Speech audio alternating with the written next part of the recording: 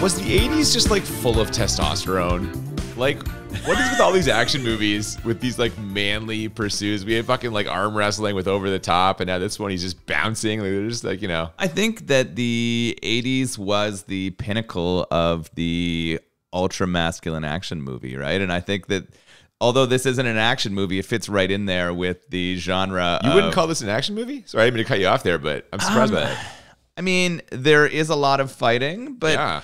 To me, when I think of it an action movie, it's sort of like a person. Oh my God, this is an action movie. A one man taking on like an evil villain, and that's kind of what happens here. It's just weird that the setting is a bar. It is. Now, you also mentioned like this being so mad. I feel like his character is not super masculine in this also. No, I think in terms of being ultra masculine, Patrick Swayze, like super handsome, super fit. But he isn't like gassed up. He's not on steroids. He isn't like, you know, he's very philosophical and like sensitive almost. Yeah, maybe this is an attempt to say that you can do both. Like this is the message of this movie is you can be both a badass who kicks people's ass and throat rips, and then also be sensitive for the ladies. I feel like the ladies would have enjoyed this movie a lot more than some of the stereotypical like Schwarzenegger, Stallone 80s action movies, right? Like I feel like if you're a woman and you're going to see one of these movies, you're probably walking out of this one more fulfilled, let's say,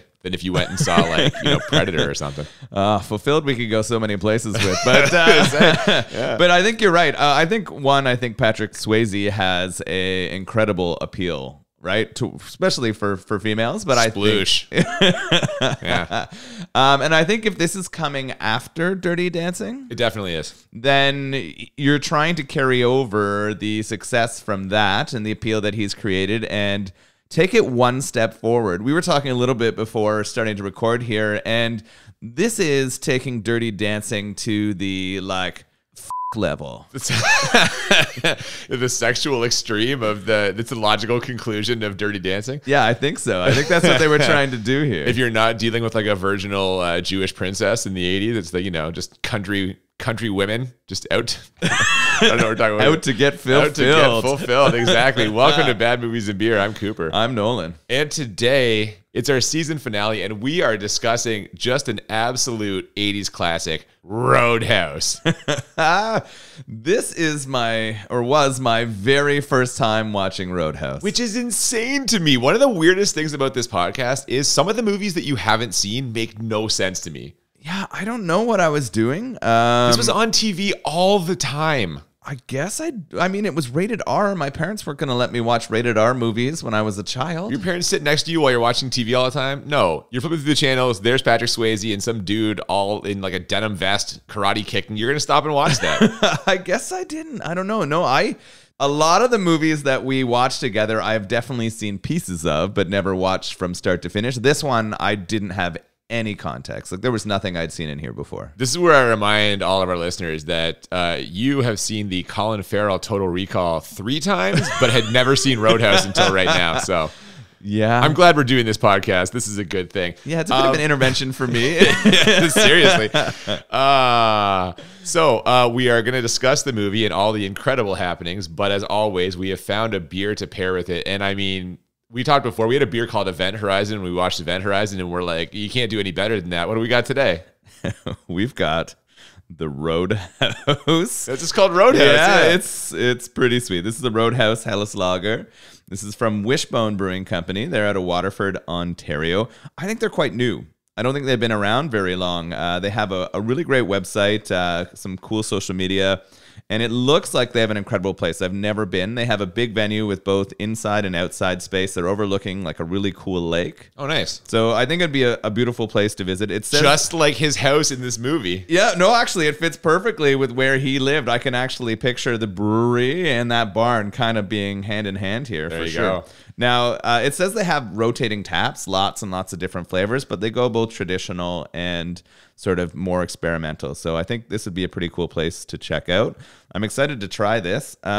It does say faux Helles lager. Yeah, I was about to ask about that. What does that mean exactly? So I looked it up a little bit because I wanted to know what they were saying. And I guess what they've done is they've used a kind of yeast. And it's a Norwegian yeast. I don't really want to try to say the name because I'm going to fuck it up. But it's like Kvik or Vik. I don't know. It's Kveik. Yeah, I don't know how to say that either. But yeah. So I guess what this is like a magical yeast in the brewing sort of industry where it makes beer really, really quickly that would traditionally take a lot longer to ferment.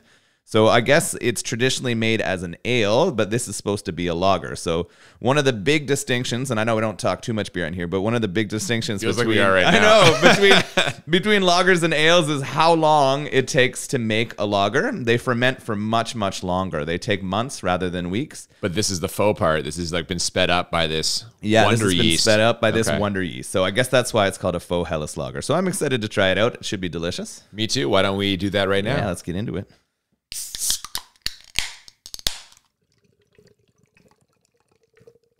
So the MGM and United Artists logos take us into a shot of a neon sign, and so we're about to enter the Bandstand, one of the hottest clubs in New York City, I think. I thought it was Miami maybe, but apparently the internet says New York City. Yeah, this was really hard to tell location. I mean, they're trying to make this look like a really cool bar. And I mean, there's some good music coming out of here, and it's clearly busy. Lots of people there. There was no indication this was New York. No, I agree. It's packed, though, like you said. Also entering the bar right now is Frank Tillman, a slick-backed business type wearing a bolo tie, who surveys the scene full of hot ladies, big money transactions, and, after the sound of breaking glass, a heated interaction between an aggressive patron and legendary Cooler Dalton. So, what's a cooler? It's like the head bouncer that coordinates all of the bouncers. And essentially, I mean, when he goes to the Double Deuce, he ends up just being put in charge of all bar business. So kind of like a bar manager, I guess, but with a cooler name. Yeah, I hadn't heard of this until you pitched the movie to me, right? Until we started talking about it, I had never known. I guess I haven't worked in the bar industry, really. So I didn't know that was the name of the person who was responsible for keeping everything sort of... He keeps it cool. Yeah, he cools everyone control. down. Yeah. This guy says he always wanted to try him. So Patrick Swayze, that's Dalton, obviously, tells him to take it outside. But then once he does, he just leaves the guy there. They walk back inside. That's a smooth move, man. I like that. Yeah, especially after the guy had stabbed him. Yeah, he guts him in the arm. But later on, when he's patching up his wounds in the back room, Tillman slips in with a proposition. Come to his club just outside of Kansas City and help clean this place up. And his club, of course, is the one and only Double Deuce. What a club name. He offers him a plane ride. He also offers him a whole bunch of money to set this place straight. My God, dude, so much money. $5,000 up front, then $500 a night. Swayze pulling in like $175K straight cash in like the late 80s. That's crazy. Yeah, clearly he must be the best. Also, they don't say how this guy comes into the money. It seems strange, right? Because I don't know why he has all the cash to bring in this guy to fix his bar up. So it's funny. I was thinking that too, actually. Frank Tillman, like the actor who plays him, he just looks like sleazy. Yeah. I kept waiting for him to turn out to be the bad guy because he just has that kind of look the first time I saw it. But no, like he's just looks like that, I guess. I don't know. He's kind of like oil tycoon-y is kind of how I would describe him. Yes. That's what you would portray him as. And maybe he's in that business. That's where he's getting the cash for this. But there's another bad guy we're going to find out later. We'll talk about him. Yeah, but they could have switched those two actors, not lost a step in this movie. Like Frank Tillman could have been the fucking bad guy in the town, and the other guy could have been Frank Tillman. No problem. Oh, absolutely. I agree. So he's got to get there. He offers him a plane ticket. Swayze don't fly, though. Too dangerous, he says. Instead, he pulls up to a parking garage, gives his brand new convertible to the attendant, and we get the classic, like, pull the car cover off, toss your shit in the car, slide the cassette into the tape deck, and drive off sequence that's been in so many movies. It was pretty hilarious. One thing, in that section where he says he doesn't fly, we're getting some trailer bait, right? There are some good lines, yeah. And the other line we get is, and this comes up repeatedly. I thought you'd be bigger. Yeah. They just keep saying that. I thought you'd be bigger over and over again. Yeah, I guess when you're expecting the, like, country's best cooler, you're going to expect a really large man, but it sounds like it's going to be brains over brawn when he sort of controls things here. I thought it was interesting that when he rips the cover off of his car, we get a Mercedes. Yeah. So I was wondering if this was kind of when they were new to the U.S., like this was a really big deal for him to have a Mercedes at this point in the United States, because they're everywhere now, right? Like, oh, there's still a luxury car, though. I guess so, but I almost consider Mercedes just like a slightly nicer car now. I don't consider it like a really, really fancy car. Like just, a Maserati or a Lambo or something? Yeah, exactly. Yeah. And that's kind of how they treat it in this movie, and I was just wondering if that was kind of the time base. Hang on. You've called me out before for making like ridiculous statements, like back in Body of Evidence when I was like $8 million is not that much money. I feel like you saying that a Mercedes is a slightly better car is patently ridiculous. Well, I feel like the least cost on like a difference between a fucking, I don't know, Toyota and a Mercedes is like $100 a month. Like, you're not going Frank Tillman over here. You come into some money also all of a sudden. That's good. All right. It is ridiculous. What I did love though, like you said, was sticking the tape in there to get it rolling. Great shit, yeah. That popped a small boner for me right there, seeing that happen. Yeah, we get a little drive and some rock music playing. Once he pulls in, he sees exactly how rough a place this is. A guy gets tossed out as he's walking up, like 3 other fights break up. Waitresses are dealing drugs. Bouncers are chasing strange instead of doing their job. One person at the bar asks a hot blonde lady if she wants to go nipple to nipple, and she says, "I can do that myself." What does that even mean? I guess if your breasts are big enough, you can just push them together. I think that's what she was saying. Yeah. But is that supposed to be like attractive or appealing? I mean, it does make you think of maybe like a fucking... What? Oh, God, throw a fucking bleep in there for sure. So, yeah, man, he's got his work cut out for him, but he's going to have some help. As in addition to the waitress who recognized him and starts spreading the word that he's in town, he also happens to know the blind guitar player in the house band. And if I say blind guitar player, you say... Jeff Healey! It is, of course, Jeff Healey, fellow Canadian. Oh. Yeah, in what has to be his biggest movie role, if not only. I don't know. I don't know, but this is actually really good. Like, Jeff Healey is a disgusting rock blues guitarist. Like, so good. Yeah. Just an incredible, like, impressive human being, and he actually does really well in this movie. Well, now, hang on. At playing music, yes, but, like, acting? I don't know. I feel like he was like... Oh, my God, no. Come really? On. Are you kidding me? Yeah, no, I felt he was completely appropriate in the way... we are starting off in complete opposite directions. All right, here we go. That's good at all. This all devolves into chaos when one bar patron offers to let a different guy lick his girlfriend's tits for $20. Long story short, this guy doesn't have the 20, but he doesn't tell him that until after he's already taken a lengthy grope. So a brawl breaks out, and some of the reaction shots of the people in this bar are truly incredible. Oh, yeah. Yeah. There's one guy at the bar who's just tongue out the whole time, just like, it's like he's laughing, but not really laughing. I don't know, I can't. He kind of looks like a dopey, horny guy. He's like so into what's happening right now. He's slightly aroused and laughing about everything. The whole bar breaks down here. Everyone gets into this fight. All of the bouncers, even the waitresses, like the bartender, everyone is fighting, and Dalton's doing nothing. And except watching all the broken glass and broken tables. There are so many fucking broken tables in this movie. Yeah, what's the over-under on the budget for sugar glass and tabletops in this movie? That was most of the budget, I think. Yeah, most of the budget is clearly Swayze's contract, but after that, it's got to be line number 2, probably, right? Yeah, line item number 2. Number 3 is explosions, I think. But yeah, there's some of those too. Once the dust settles here, Dalton tells the current head bouncer, played by wrestling legend Terry Funk, that he'll let him know about helping them. And then we get some quick scenes of him settling in. He picks up a new car to move around town in. Well, not a new car, but he'll fix it up because he's a man. And then he finds a room for rent in some friendly old man's barn. It's way less rapey than it sounds. The barn just happens. Is it? I mean, I think so. And the barn just happens to face the palatial estate of the local crime boss, Brad Wesley, played by star of stage and screen Ben Gazzara. And if you can't see where this whole movie is going at this point, I can't help you. It's laid out pretty clearly here, right? We know that even the choice of home they gave him, he's going to be seeing who the bad guy is. Right across the fucking lake, yeah. His very first introduction is that guy, Brad Wesley, being an asshole with his helicopter, pissing off the horses of the friendly farmer / like... weird, horny old farmer. That comes later. Okay.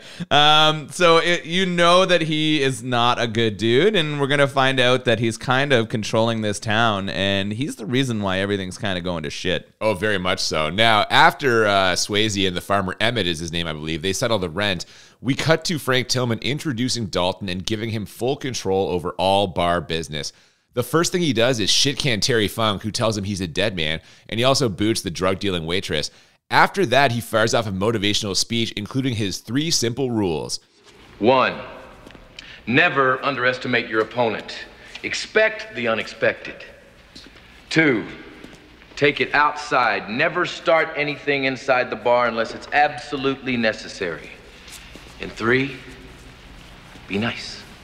He really hypes that last one, and what I take away from this is that what makes Dalton the best is that he's the thinking man's cooler. Yeah, I think I kind of hinted at this earlier, did a little foreshadowing, but yeah, that's sort of the difference between him, right? His goal isn't to beat everybody else up. He just wants to sort of tone everything down and get it out of the bar so the regular business can continue. He still is got a bit of a fighter side on him, though, right? He's not going to let shit go down. One of the things that I liked about the introduction to him in the bar is that he picks his spot. Oh, he always does that. Yeah, yeah, for sure. He's really good at thinking about and picking his spot. He's not going to move until he knows the action he takes is going to have an impact on the people around him. He wants to inspire, and we're going to see some of that early into our first evening here with him as the cooler on the job. Oh, yeah, man. We see him in action almost immediately as he swiftly takes out a guy who cuts one of the bouncers. And as soon as he does, we get a hard zoom on the hot blonde woman from earlier who can go nipple to nipple with herself. And she is just the shit out of him. This zoom popped me so hard. Like, I was like laughing my ass off. Yeah. And they go back to it. That is one that they go back to the well. This blonde really wants a piece of him. And he's not interested right now. He's got a job to do. And he knows that he shouldn't be on the job. But one of the other bouncers, Steve, not so much. Oh, yeah. No, he catches Steve back in one of the back rooms there nailing a waitress. So he's out too. And also later that night, Dalton shit cans the bartender for skimming. Now, this bartender, he is like a homeless man's Bill Paxton. He's got, like, I'm serious. He's got like some of the similar facial stuff, and he's like real greasy, like the best Bill Paxton, sleazy Bill. But this guy kind of hints that maybe Dalton might want to reconsider this. And the next day, we get a little more clarification as the friendly waitress, who, by the way, is the woman from Murphy's Law that we watched. She swings by Dalton's place to tell him that this guy is connected to Brad Wesley. But first, she gets to look at Swayze's ass and fucking gasps. Like, actually, it's unbelievable. So I got to do a couple things here. I want to go back. I think it's an insult to Bill Paxton to even relate this gentleman. That's why he's like a homeless. He's not even a poor man. He's like a homeless man's version of Bill Paxton. This guy's awful. But we do find out very soon that he is connected to our mafioso guy here, Brad Wesley. I thought it was really weird that the one bartender, the one, like you said, we'd seen in Murphy's Law, you would recognize her only from her voice, right? She's kind of got that shrill, like... It's a bad voice. Yeah, it's a difficult voice, but I think that's what made her successful, right? Because she sounded differently. Hang on a second. Brought her into movies. Successful is a strong term. I can't name a movie besides this in Murphy's Law that I've seen her in, so... But she's in a lot of stuff. She is that woman, I think, that fits into a lot of character pieces. I didn't understand why she knew where he lived and showed up at his house. It's a small town, man. I guess everyone knows. I thought it was hilarious that he got out of bed naked, though. And you're right, the gasp was priceless. She a little bit when she saw his ass. Like, it's clear that happened. Like, her and all the women in the theater. Like you said, there was probably a lot of splooshing walking out of that movie. Damn. All right. The next day, Dalton meets another colorful local. Red Webster is the name. He's the owner of the local hardware and auto parts store. He also officially meets Brad Wesley, who arrives with his right-hand man, a mulleted silent type wearing a Canadian tuxedo. All this guy wears is denim. Gotta love it, right? Like, anyone who's willing to fully rock a denim outfit is a bit of a hero. Well, and like the mullet, the earrings, the fucking gator tooth necklace. This dude's got a look, man. Yeah, we don't find out till later. His name is Jimmy. Yeah, that's correct. Fucking Jimmy. With that special earring and those fighting skills. Oh my goodness. He's going to come up and be a larger part of this story later. Yeah, now you might ask yourself, how is Dalton going to handle this difficult encounter? Well, I'll tell you, by doing some shirtless Tai Chi, it keeps the demons at bay.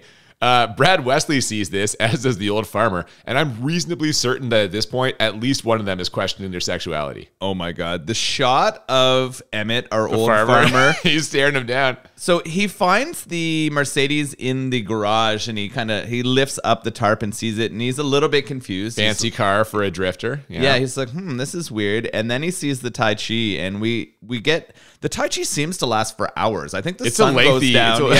And he's all sweaty, and when the farmer sees sweaty Swayze, you get a shot of him really questioning his sexuality. Now, it's possible, hang on, it's possible this could just be like, he's a simple country farmer. This dude looks like a fucking farmer. And he's probably never seen Tai Chi. Why is this guy shirtless? The face he gave seemed kind of like an old face. He was a little bit aroused. This is a man who got aroused when he thought he shouldn't be aroused, and he doesn't know what to do about it. It's working through some complicated feelings. Yeah, definitely. Now, sweaty, shirtless Swayze isn't the only action we get here, though. As when Dalton shows up for work that night, the bartender he shit-canned is back, along with some of Brad Wesley's goons. And what a weird crew he trots out here, man. It's the homeless man's Bill Paxton, a fat trucker, and like a suburban dad with an extremely deep voice. This turns into a full-on knife fight after Dalton punches the bartender in the face. And if you look closely, he clearly already has blood in his face before Swayze punches him. And Dalton ends up getting sliced in the ribs and tackling some dude over a railing and through a table. Another table bites the dust. Yeah, both glass and table got broken in this one. This is a fun fight. You kind of see this one coming. You know that they're trying to build how bad the mafioso guy is, and the bartender was pretty confident after he got fired that he'd be back and then it wouldn't be a problem. They do sort of set the groundwork here because they know it's going to be a problem for the bar and for Dalton, because the person who controls the booze in the town is Brad Wesley. Of course, he controls everything. So how can you run a bar without booze? Yeah, but guess what? Dalton doesn't give a fuck. Swayze kicks ass here.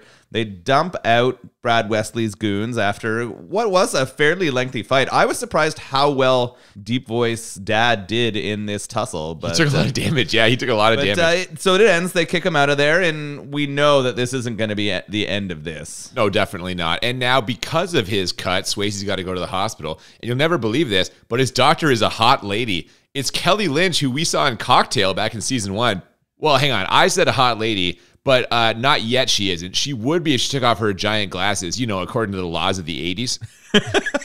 Women with glasses are not sexy. Take the glasses off, now you're sexy. Yeah, such a weird thing that happened in the 80s where they would put on glasses and put women's hair up to try to make them look unsexy. Yeah.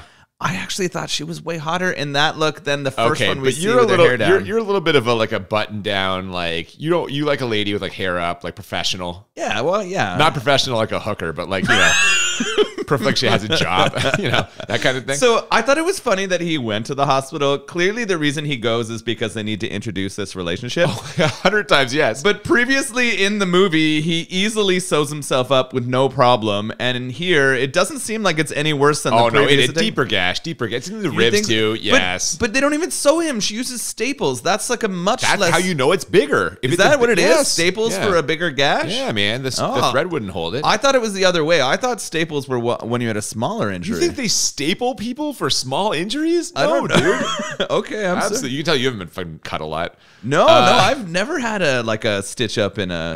Oh, well, you're lucky, dude. Yeah. Anyway, she patches him up, and he impresses her with his intelligence, sensitivity, and philosophical nature. Nice work. Good clean stitches. Thank you. Do you ever win a fight? Nobody ever wins a fight. Somehow the doctor manages to walk out of the room without slipping all the juice she just dropped on the floor. And we are clearly headed for romance here. Okay, so there's a couple weird things in this I wanted to bring up.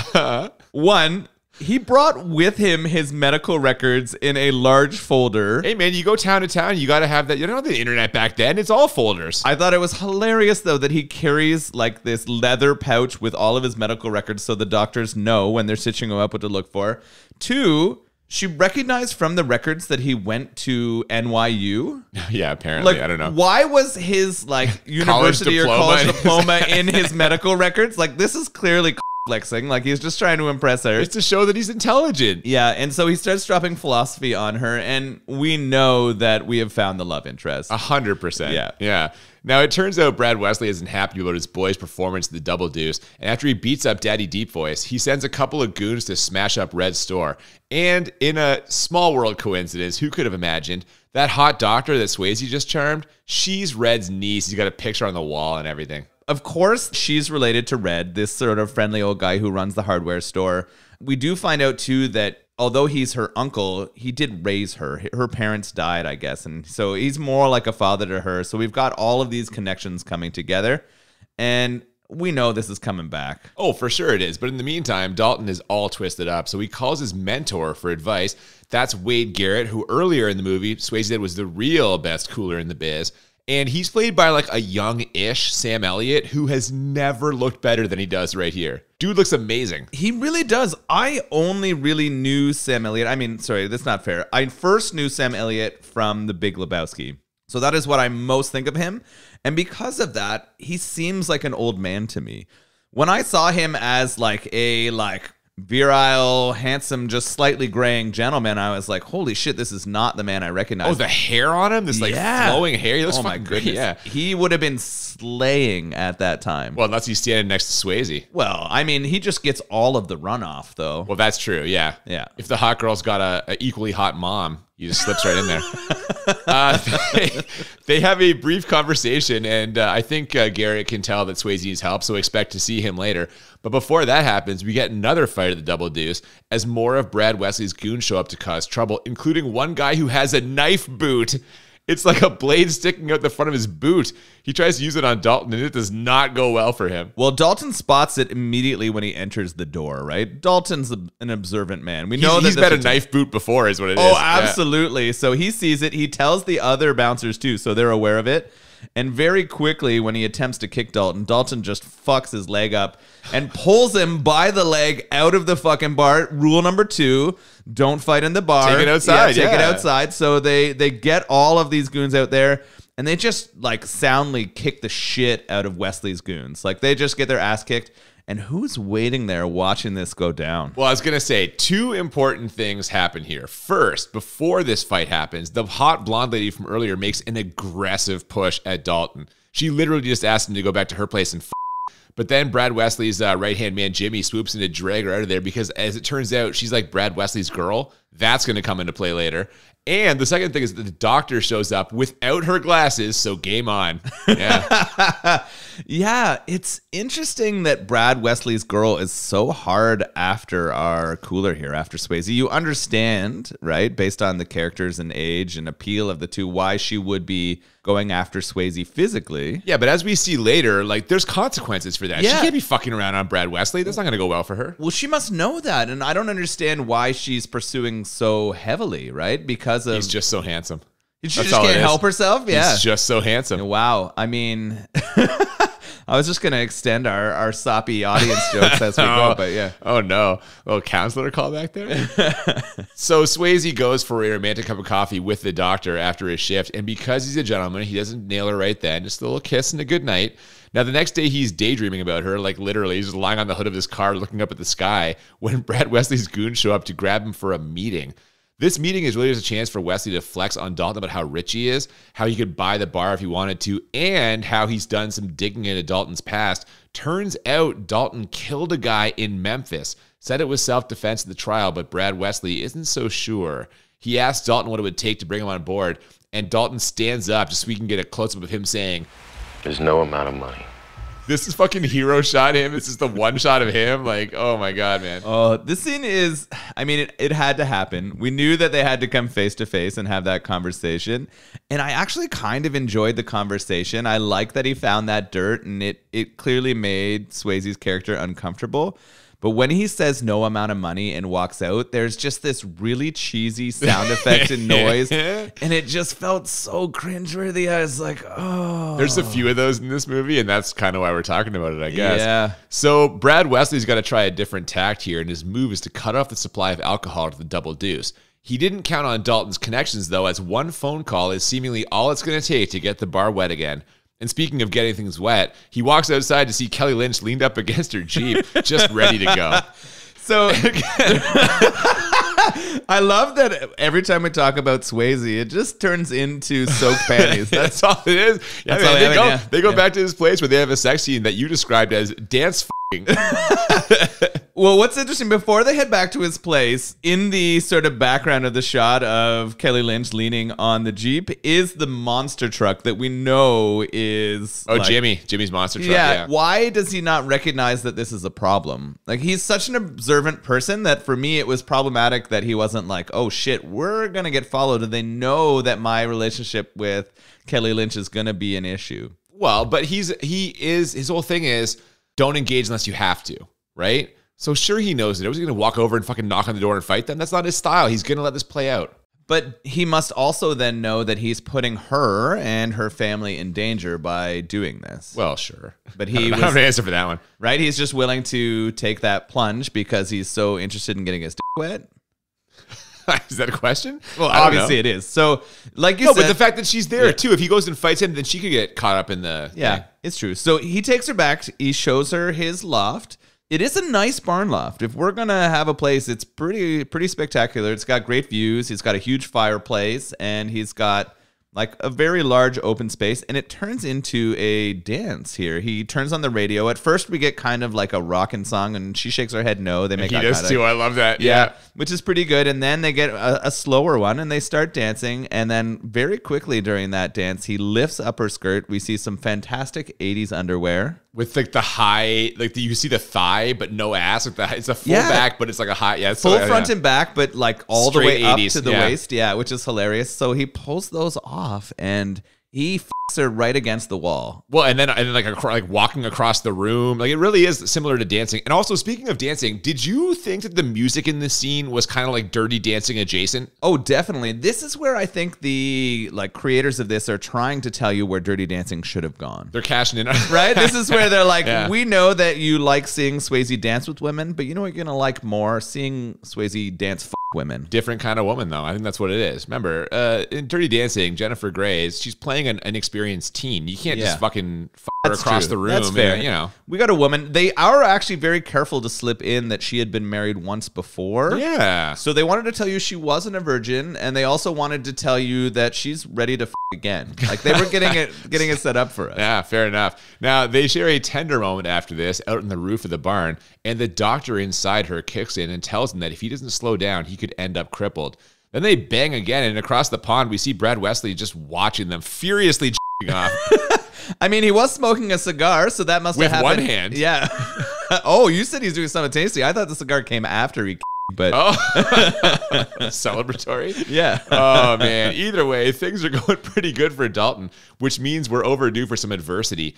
Brad Wesley's goons, including Terry Funk in a natural landing spot, show up to disrupt the alcohol delivery and rough him up. Luckily, a certain salt and pepper haired cooler named Wade Garrett rolls up on his motorcycle and gets right into the action. One of the goons says, "Do you want to fight, dickless?" I sure ain't gonna show you my He punches the dude right in the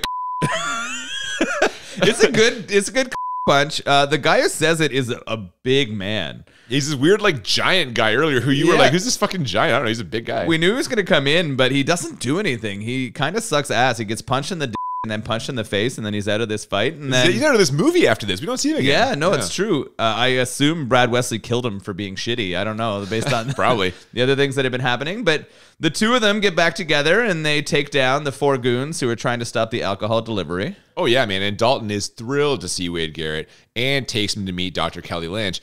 This sequence is mostly just a chance for Wade Garrett to show off some charm and for us to learn more about Dalton's backstory. Apparently, the whole Memphis thing happened because he slept with a married woman who didn't tell him she was married, and her husband pulled a gun on him, which necessitated the killing. But as a sensitive, philosophical guy, Dalton is haunted by this. I mean, if you are an adulterer and then you murder the spouse of the person you had just fucked, that's pretty rough. No, he's not an adulterer. She's an adulterer. Adulteress? I don't know. He's just a guy. She's the one. He wasn't married. Well, I guess that's fair. That's fair. But I mean, it's still a bad look. Well, yeah, definitely. Now, Brad Wesley keeps turning the heat up on Swayze, literally as he sets Red's store on fire. It blows up like nobody's business, probably because of all the fuel and their flammables inside. But luckily, Red wasn't in there. And just to be a dick, Brad Wesley walks into the Double Deuce, loudly talking about the fire.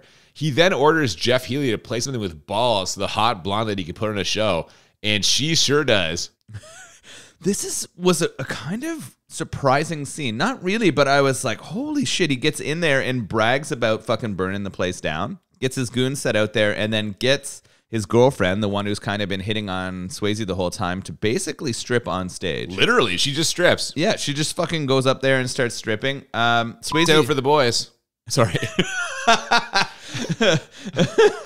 Swayze tries to like pull her down off the stage here, and has a little difficulty at first, but gets her out of there. And then he brings her back over to Wesley. And what does he say to him?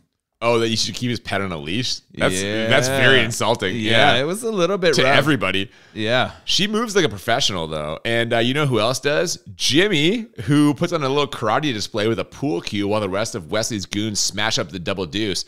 This sequence is incredible, especially the part where he does like a vaulting twist onto the stage. It's incredible. This is a pretty good fight scene. The actor who plays Wesley clearly has some martial arts training, right? He has some good moves. Maybe some gymnastics training too. That was a pretty seamless vault. I think you're right. It was interesting. Well, no, hang on. It wasn't seamless though because the editing wasn't seamless. Yeah, no. They go to show him setting up for it, and he's got the pool cue, and he's about to like plant it into the base of the stage and flip over. And then when they cut to the next section, instead of being planted in the stage, they plant it into the fat bouncer's gut, and then he flips over. You're like, that's a clear miscut. Sure. Well, and also the bouncer's distance from the stage changes dramatically. So far. Cut. It's really, really bad. So, continuity editing. That was one of the major problems I think we saw in this, right? There was some strange continuity editing. The fight itself was kind of fun, right? We get to see everyone beat up. We get a lot more table and glass breaking, right? That budget's still skyrocketing. Gotta have it, yeah. Now, Wade Garrett tries his luck with Jimmy and gets pretty worked over. But they tease us with the Dalton-Jimmy face-off. Brad Wesley breaks it up, though, by firing a shot in the air and pulling his guys out of there. And this is some good build. Like, I want to see this fight at this point. Yeah, you're right. This is going to be good. It's weird because Jimmy did not seem particularly threatening coming up to here. I mean, wearing the Canadian tuxedo and having that earring, I was like, you're not really bringing the heat here. But after seeing his gymnastic moves, I'm like, yeah, this could be a good kind of culminating fight we might see. Oh, definitely. Now we get some like transition scenes here. One where Tillman, Dalton, Red, and a few others talk about what to do next. Then some more Brad Wesley as a dick footage as he orders Jimmy to drive his monster truck through the local Ford dealership because the guy didn't pay the protection money or something. He's kind of rebelling against them. Yeah, that's what it seems like. It seems like the business owners in the town have kind of had enough of our like mafia racket that Brad Wesley's had over them. It seems like maybe our cooler's inspiring some people to step up and fight back here. Yeah, and then the last scene we get here in the sequence is a Swayze barn training scene, but no Tai Chi this time. He is working a heavy bag, and Wade Garrett tries to convince him to leave town. But we know that's not going to happen. He's all dug in with Dr. Lynch and Red and the old farmer now. Yeah, he knows that he's turned Emmett on. He knows that he's filled Elizabeth up. He just can't walk away from that right now. What he does know, though, is that Elizabeth did have a relationship with Wesley, and that hang on. It doesn't sound like they had a relationship. It sounds like Brad Wesley has always pursued her, but she's never been interested. No, I think you're right. I think that's the right way to say it. He knows that his relationship with Elizabeth is making Wesley even more upset than him just sort of shutting down this bar and his cousin. This is really why Wesley won't let this go. So he's going to have to get rid of Wesley and his gang if he wants to stay here. Yeah, but before that happens, we get a very dramatic scene when Dr. Lynch shows up to suggest that maybe he actually should leave, and he lashes out at her. We get a big acting showdown here. I'm only good at one thing, Doc. I never lose. What are you going to win? Kelly Lynch is not great at acting. That's what I learned from this scene. That's true. Right as she's sort of responding back to him, we get a big explosion in the background. Thankfully, it cut off her bad acting, and we get to transition to the next part. Oh, yeah, and it's the old farmer's house where the explosion comes from. Swayze jumps down off the roof of the bar, runs over there, and pulls the old man out, thank goodness. But a sound of a motorcycle alerts him to the person who did this. It's Jimmy, clad in his trademark denim. Swayze runs him down on the motorcycle, and now we get our giant fight. This was hilarious. Oh, it's so fucking good. Well, as you see Jimmy like gleefully riding away from this explosion on the house, you have Emmett, the old man, telling Swayze to get off of him, which I was surprised by. I thought he was probably going to enjoy it a little bit. And then you see Swayze outrun a motorcycle or dirt bike and fucking spear Jimmy off of it. Well, he's got a good route. Like, Jimmy's got to ride the road. Yeah, Swayze kind of takes a shortcut, but he does the full action hero dive off this like elevated part of land he takes him right off the bike, and they're fucking into it. And the line that sets all this off is tremendous. Prepare to die. You are such an asshole.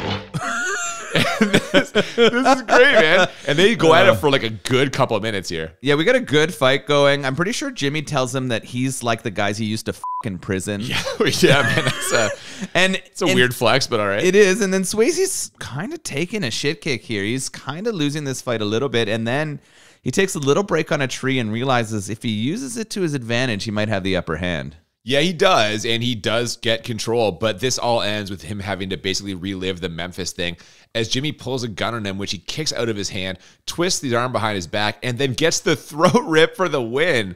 Except, as he said, nobody ever wins in a fight. The doctor is horrified and runs off, and the next day, Brad Wesley gives him a choice.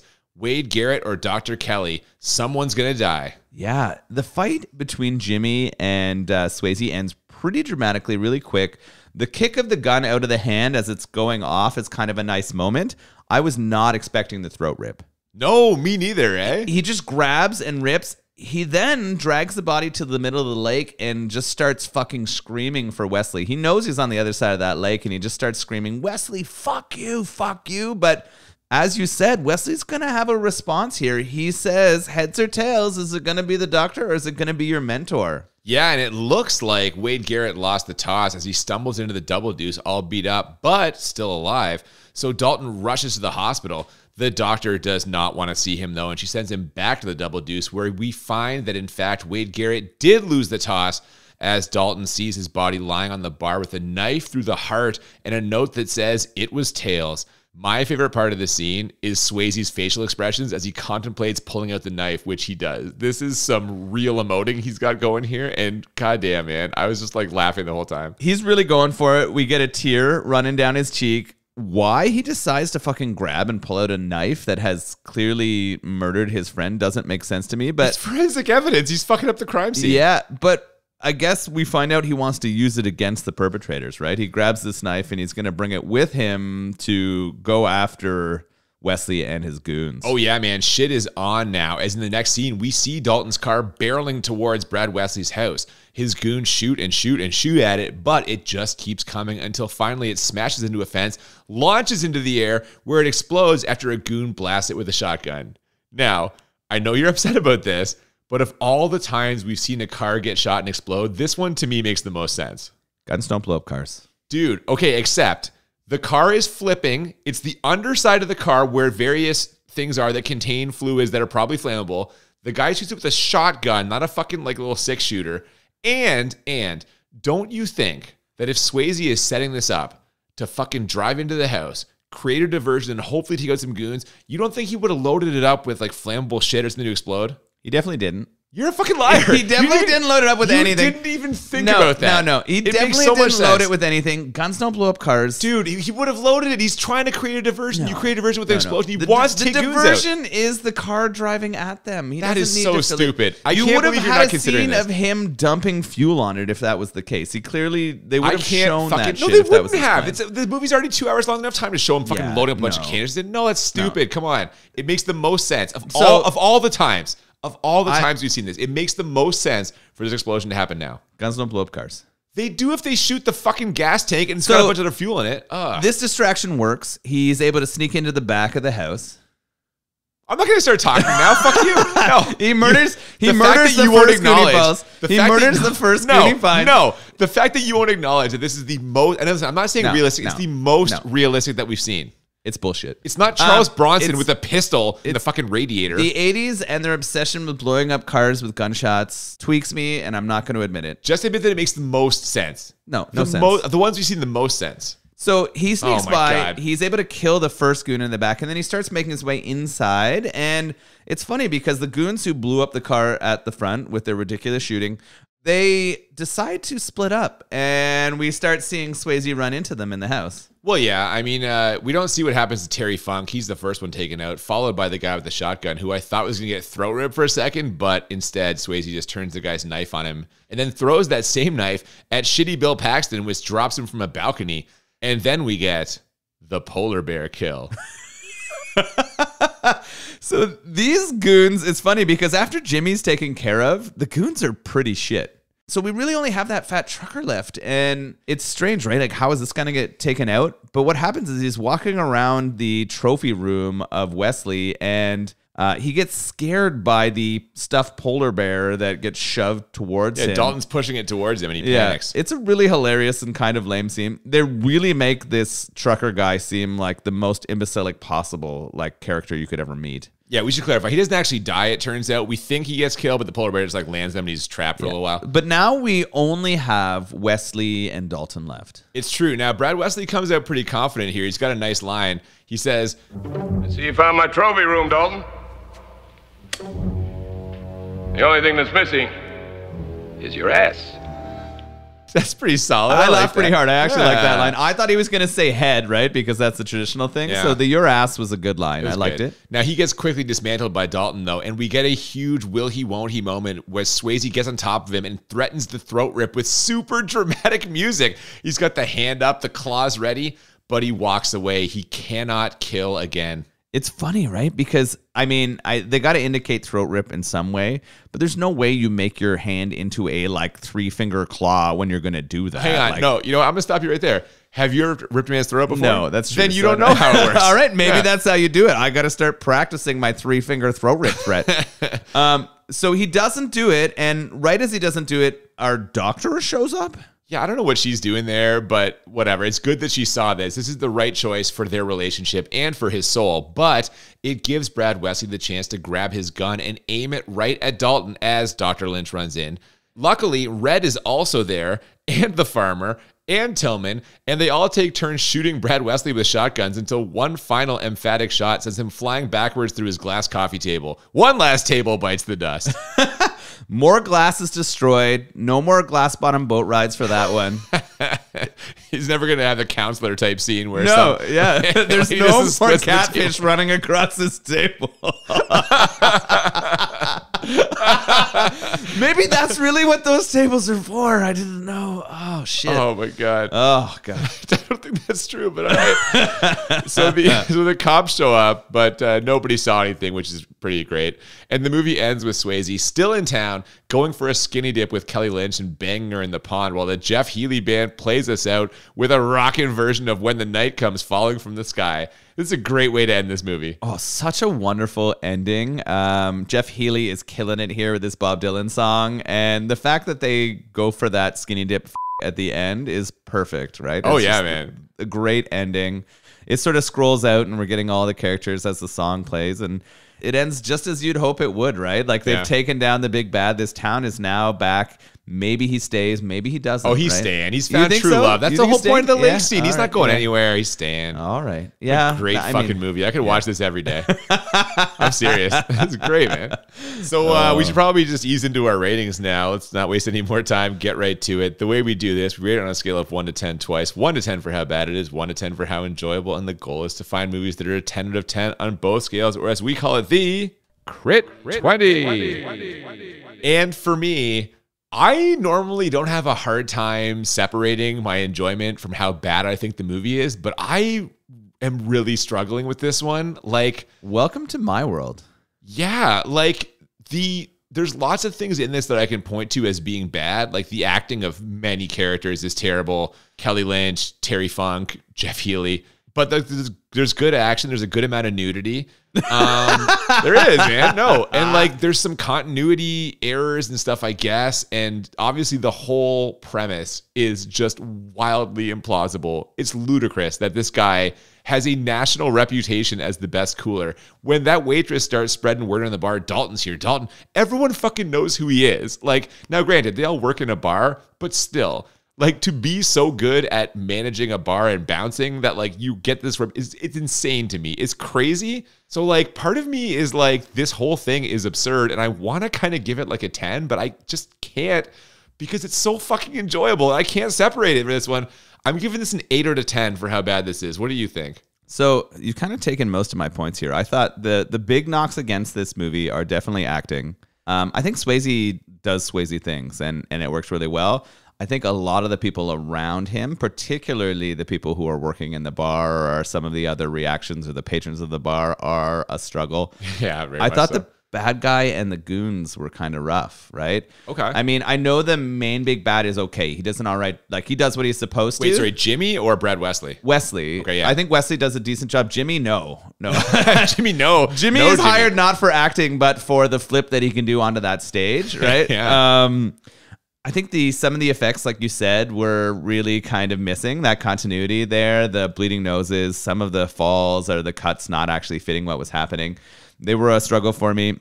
The other one that I had a really big problem was the concept. Like you said, it just doesn't make sense. Come on. We're not going to write a movie about this bouncer who is just so good that he's going to take on the mafia and like stop this rich guy from destroying a town. That being said, it is fun to watch that happen, right? I didn't have it quite as far as you in terms of a bad rating. Okay. I only wrote this down as a 6 bad. You know, I back and forth on 7 and 8, but I was like, I thought I was kind of emotionally like. You thought how much you enjoyed it was affecting how bad it was? No, because I thought, so we can kind of transition here. I thought, of course, the music was incredible. Yep. And I thought that the editing and music throughout, other than the weird like fight continuity editing, I thought the editing of like shifting scenes and nights and day and keeping the mood going was really well done, and that the music played a really big part of that. I thought the fight scenes were super entertaining. Yeah. I love that their second budget line was all of that broken table and glass. That was super, super fun. Sure, man. I thought Swayze is kind of the perfect person to play this role. Oh, he did a great job, yeah. I wondered if they changed some of the dialogue because they chose Swayze. All those hints at him being smaller than they thought, or by making him the thinking man bouncer. I wondered if that changed. Or if he's not a big guy. He's not a big guy at all. Yeah. No, he's an impressive human, but he's not a big guy. And I love that Swayze does all of his own action. I wouldn't be surprised if all of the falls and everything were him. Right? Like, I think when he dives and takes that guy out, like, from what I understand about Swayze is he likes to do all of his own scenes in action. Well, and then we know from Point Break that he did all that skydiving stuff, right? So, like, it's possible, yeah. Yeah, so I could see him doing that, which is impressive, right? So I thought that was really good. There was a lot of entertaining women and sexuality in here.